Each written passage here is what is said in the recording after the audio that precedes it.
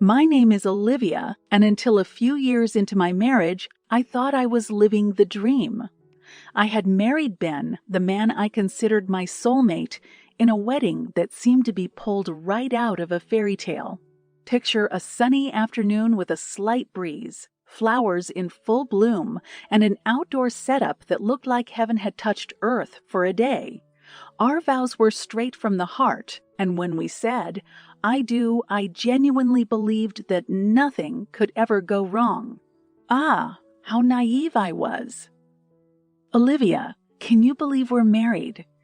Ben had whispered in my ear, his eyes gleaming with excitement as we shared our first dance. "It feels surreal, like I'm in a dream I never want to wake up from," I'd replied, my eyes meeting his as if we were the only two people in the world. Our jobs complemented our lives well. Ben was a software engineer, very detail-oriented and analytical, but also incredibly kind and funny. His coworkers adored him, and he had a great work-life balance, which is rare in his field. As for me, I was a school teacher. It wasn't just a job. It was my calling. There's something indescribably rewarding about molding young minds, instilling values, and seeing the light bulb moments when a child grasps a new concept. "Oh, listen to this, Liv," Ben would often say, excitedly sharing a work triumph when he got home. "We finally debugged that nasty piece of code that's been plaguing us for weeks." And guess what happened today? I would chime in. Little Timmy, the one who struggled with math. He solved a problem all by himself. His eyes lit up. "Ben, you should have seen it." We were a team in every sense of the word. We shared household chores. We enjoyed binge watching shows together, and we often cooked meals as a duo. Our relationship was a harmonious blend of love, friendship, and mutual respect. Our home reflected this harmony. It was a cozy 3-bedroom house in a pleasant neighborhood. We had decorated it ourselves, picking out each piece of furniture, every color scheme, and all the little knacks that turned a house into a home. It was our sanctuary, our own little slice of heaven. Our son, Jason, was the newest addition to our family. His arrival only seemed to enhance our joy. I still remember the day he was born. Ben had been right there beside me, holding my hand through every contraction. "You're doing amazing, Liv. Just a little more, and we'll get to meet our son," he had encouraged, his face flushed with a mixture of anticipation and concern. And when Jason finally arrived, we both wept with joy. "He's perfect," Ben had said, holding our newborn son with a look of awe. Jason was now 5 years old, and he was a delightful child. Energetic, curious, and always eager to learn. He inherited my love for books and Ben's knack for problem. The only cloud in our seemingly perfect sky was Ben's mother, Elaine. From the day Ben introduced me to her, I knew she wasn't fond of me. I tried my best to get along, to win her over, but she remained cold, dismissive, and sometimes overtly critical. "Olivia, don't you think this chicken is a bit dry?" she would remark during family dinners, a sly grin forming on her lips. I often wondered if her resistance towards me would change, especially when Jason came into the picture. She doted on him, but even that affection came with a shadow, a dark cloud that hovered, waiting to burst. And burst it did, in ways I could never have foreseen. But let's not get ahead of ourselves. This story is about paradise lost and regained, about love tested by fire, and about the lengths one would go to protect their family. And like every meaningful tale, this one also begins with the simplest, yet most complicated element of human life: relationships. So, welcome to our little paradise. Enjoy it while it lasts, for paradise, as I've come to learn, is often just a heartbeat away from becoming an unrecognizable landscape. The morning of Elaine's visit was a mix of anticipation and anxiety. While Ben finished getting dressed for work, I busied myself with last-minute preparations, making sure the house was spotless and that the guest room was in perfect condition. "Ben, is your mom still planning to come today?" I asked, trying to sound nonchalant as I straightened the cushions on the sofa. "Yeah, she said she wanted to see Jason, maybe spend a few days with him," Ben confirmed, tying his shoelaces. I frowned slightly, apprehensive about how the day would unfold. "You know how she feels about me, right? I'm not sure I can handle her passive aggressiveness all day long," I said, my voice tinged with concern. Ben looked up, meeting my eyes. "I know, Liv. She's tough, but she loves Jason, and that's what matters most right now. Just try to get along, for his sake. For my sake?"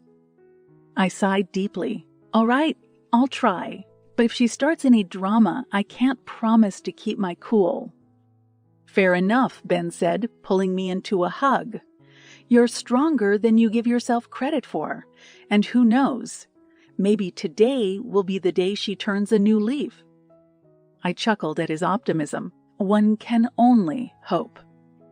As Ben headed off to work, I prepped some light snacks and tea, pondering what topics would be safe to discuss with Elaine. The weather, gardening, Jason's school activities. I had a mental list ready, aiming to avoid any trigger points that could make the visit uncomfortable. Jason was buzzing with excitement. For him, Grandma's visits were a special occasion filled with treats, stories, and undivided attention. He seemed blissfully unaware of the underlying tension that always marked these visits. "Mommy, when is Grandma coming? Will she bring me chocolates?" Jason asked, his eyes wide with anticipation. "I think she'll be here soon, sweetie. And knowing Grandma, she'll definitely have something sweet for you," I said, smiling at his innocence. When the doorbell finally rang, Jason practically leapt off the couch. "She's here." My heart pounding, I took a moment to steady myself. I pasted a smile on my face, aiming for the warm and welcoming daughter-in-law. In-law I aspired to be, despite everything. I opened the door, and there she stood. Elaine was dressed impeccably, as always, her coat perfectly tailored and her posture erect, exuding an air of superiority.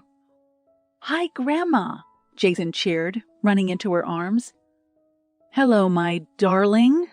"Oh, how you've grown," Elaine exclaimed, lifting Jason into a hug that seemed genuinely affectionate. Then her eyes shifted to me. "Olivia, you're here too," she said, her voice noticeably cooling. "Yes, Elaine." "Welcome. Would you like to come in?" I stepped aside, allowing her to enter our home, the home that, for better or worse, she was a part of. As she brushed past me, I couldn't help but wonder what the day would hold. Would it be a day of cautious but peaceful coexistence, or would it turn into something far more ominous?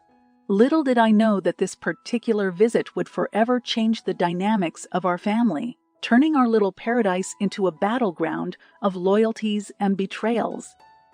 So I closed the door behind her, sealing us into a narrative that none of us would ever forget, a story of love, betrayal, and the relentless quest for justice. And as the latch clicked into place, I felt as if we were locking in more than just the physical presence of a woman. We were locking in our fates, irrevocably intertwined for the turbulent hours and days to come. The air was thick with tension as we settled into the living room.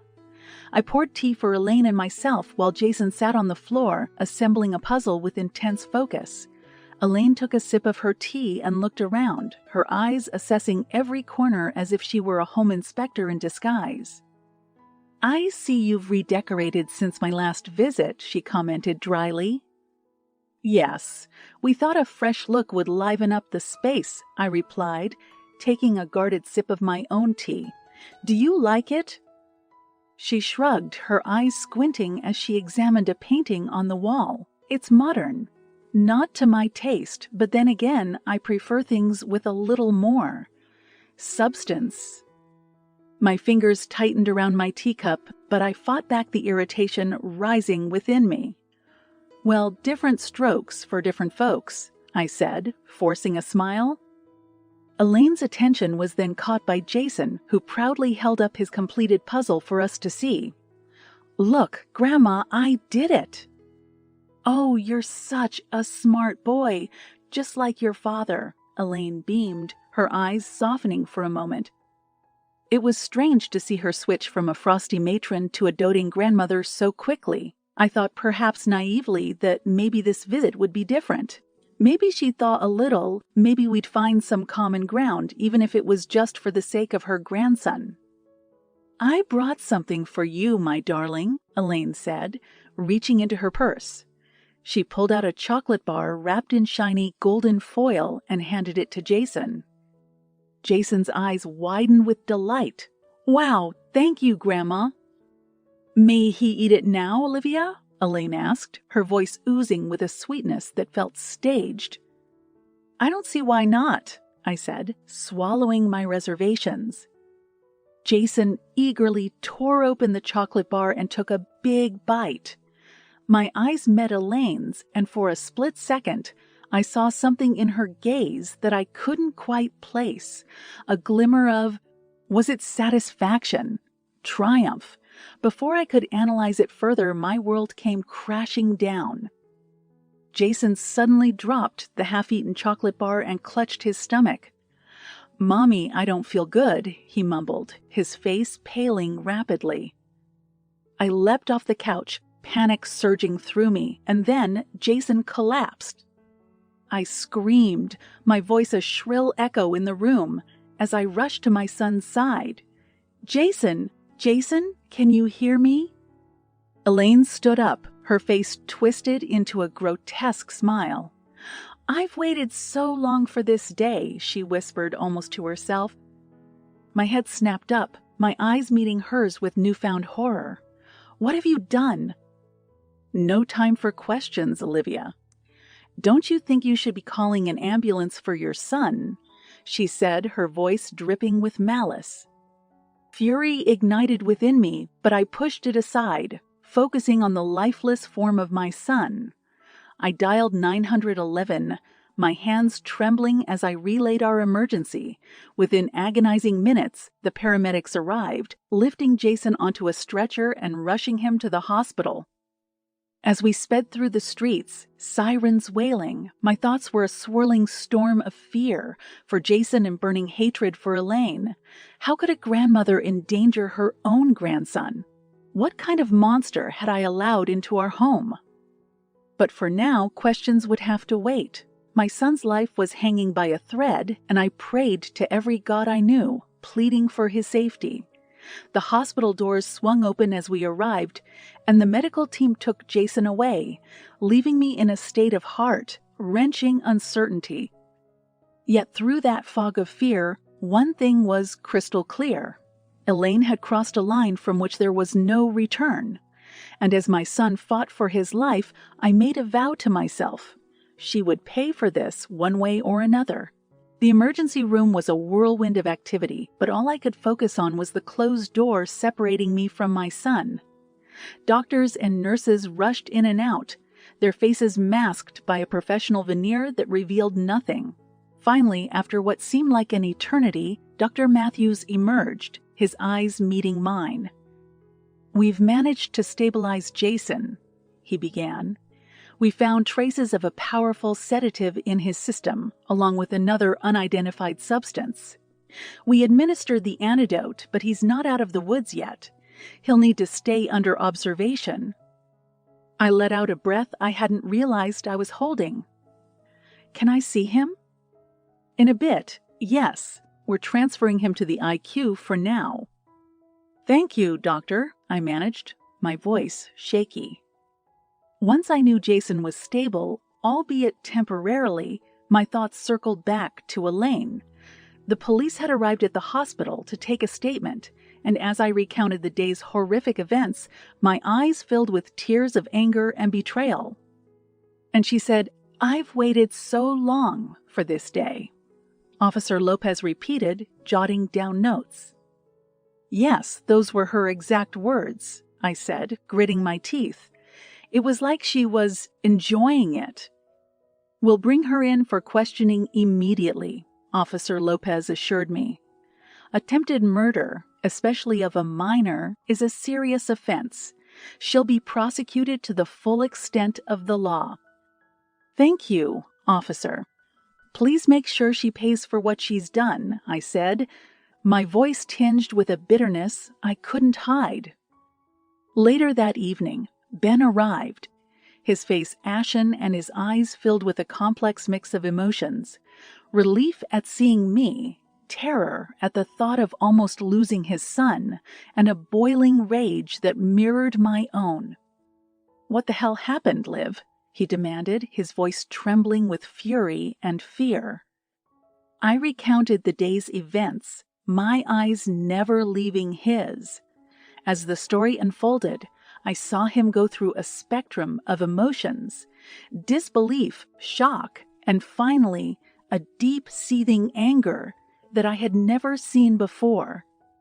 "My own mother," he whispered, his voice choked. "She tried to kill our son?" "Yes," was all I could say. For a moment, Ben looked lost, as if the world had shifted beneath his feet and he couldn't find his balance. Then he took a deep breath, steeling himself. "We have to make her pay, Liv," he said, his eyes locking onto mine with a newfound intensity. "She can't get away with this." "Don't worry," I assured him, squeezing his hand tightly. "The police are already involved. She will pay, one way or another." The next morning, we were informed that Elaine had been arrested. A police squad had shown up at her doorstep, taking her into custody without resistance. As the news sunk in, I felt a cold satisfaction settle over me. It was only a first step, but it was a step towards justice, a step towards ensuring that she would never harm our family again. As I sat by Jason's bedside later that day, watching him sleep peacefully under the hum of machines, I couldn't help but think of the dark path that had led us here. The mask had been ripped off, revealing the monster that lurked beneath Elaine's facade of a doting grandmother. But as I looked at Jason, I knew that we would fight, that we would do whatever it took to protect him and bring Elaine to justice. And as I felt Ben's hand slip into mine, our fingers intertwining in a silent vow, I knew we were united in this battle, come what may. So as the sun dipped below the horizon, casting long shadows across the room, I realized that while our little paradise had been irrevocably shattered, a new resolve had taken its place. A resolve to fight, to protect, and to avenge. And in that moment, I knew that Elaine's day of reckoning was fast approaching. Weeks turned into months, and life became a blur of hospital visits, legal consultations, and restless nights. Jason had been released from the IQ, but underwent extensive therapy to help him recover both physically and emotionally. The dark cloud that had hovered over us began to dissipate, giving way to cautious optimism. But through it all, the pending trial of Elaine was an ever-present specter, looming like an impending storm. The day finally came, the courtroom buzzing with the undercurrent of morbid curiosity and righteous indignation. As we took our seats, the tension was palpable. When Elaine was led in, handcuffed and uncharacteristically disheveled, I felt a surge of conflicting emotions. Seeing her in such a state brought me no joy. It only cemented the grim reality of a family torn apart by unthinkable betrayal. She avoided eye contact, staring resolutely ahead as she took her seat. "Elaine Marshall, you are charged with attempted murder," the judge's voice boomed, reverberating through the courtroom. "How do you plead?" "Not guilty," she replied, her voice shaky but defiant. Ben squeezed my hand tightly, his jaw clenched. I looked at him and saw the years of motherly love and affection he had received from Elaine now replaced by a chilling emptiness in his eyes. The prosecution presented a damning case. Medical reports, forensic analyses of the poisoned chocolate, and my own tearful testimony created a mosaic of premeditated malice. Elaine's lawyer tried to argue that she had been framed, that someone else could have tampered with the chocolate, but the evidence was overwhelming. The final blow came when Ben took the stand. He recounted a particular conversation he had with his mother weeks before the incident, one that he had dismissed as meaningless at the time, but now took on a sinister new significance. "Do you remember what your mother said during that conversation?" the prosecutor asked. "She said something about making sure that Jason would never be a problem for us," Ben recalled, his voice breaking. "I thought she was just talking about discipline or something. I had no idea she meant this." The courtroom was silent, save for the collective gasp that echoed through the room. The jury looked horrified, their eyes darting between Elaine, Ben, and me as if trying to reconcile the incomprehensible act with the person who had committed it. When the judge announced the guilty verdict, Elaine's face remained stoic, her eyes finally meeting mine. I looked into them, searching for a trace of remorse, a flicker of the woman who had been my mother-in-law, the grandmother of my child. But all I saw was an empty void. And in that moment I realized that the woman I had hoped to find had never existed at all. "Elaine Marshall, you are hereby sentenced to 3 years in federal prison for the attempted murder of a minor," the judge declared, his voice tinged with disgust. "May God have mercy on your soul, for you'll find none here." As the bailiffs led Elaine away, I felt a mixture of relief and sorrow wash over me. Relief that justice had been served, that Elaine would pay for her crimes. But Elaine would pay for her crimes. But also sorrow for the irrevocable loss, for a family that would never be the same again. We left the courtroom in silence, each lost in our thoughts. When we reached the car, Ben turned to me, his eyes red but resolute. "We did what we had to do, Liv," he said softly, gripping the steering wheel. "For us and for Jason. She made her choice and now she has to live with the consequences." I nodded, tears filling my eyes. "You're right, Ben. But as much as I want to, I can't shake the feeling that this isn't over, that she still has some part to play in our lives." Ben started the car, his eyes meeting mine one more time before we drove off. "Then we'll be ready, live. Whatever comes next, we'll face it together." And as we drove away, leaving behind the courthouse and the painful chapter it represented, I knew that our battle was far from over. But whatever lay ahead, we would face it as a family, united in our love and our quest for justice. And that gave me the strength to look forward, into a future that was uncertain, but ours to shape. 3 years. In the grand scheme of life, it's not a long time. But when you're living each day under the weight of a heavy past, time seems to stretch on interminably. Elaine served her time, and though we never visited her in prison, the thought of her release loomed over us like a pending storm. It was an unspoken agreement between Ben and me that we'd do everything possible to keep Jason safe, to protect the happiness we'd managed to rebuild. And rebuild, we did. Jason flourished in school and became more like the boy he was before the incident. Curious, joyful, and endlessly energetic. Ben's career took off, and I started a small online business that became surprisingly successful. We moved to a new city, bought a new house, the whole fresh start package. Yet through it all, the dark cloud of Elaine's eventual release was never far from our minds. We took precautions, security systems, an unlisted address, even a restraining order. We prepared for the worst while hoping for the best.